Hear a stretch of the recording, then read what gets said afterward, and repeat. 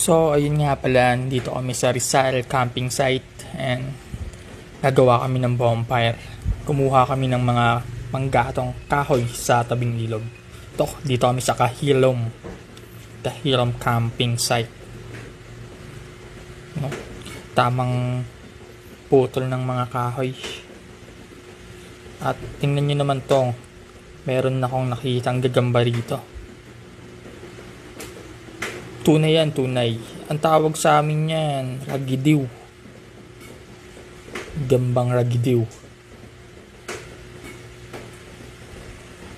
Tingnan nyo naman kung gaano kaganda yan, no? Tapos naisipan namin na maghanap pa dyan ng iba para paglabanin. Nandito kami sa camping Kahilom site. Maganda yung view dyan pag umaga. Gabi na kasi kaya di nyo nakita. Ayan yung mga tent, no? Ayan. So yun, dito naman kami titingin. Ay no, kala ko ahas yan eh. Ahas? Tali lang pala. Yan, maghahanap na kami ng mga gagamba. Panglalaban namin dun sa isa na nakita namin.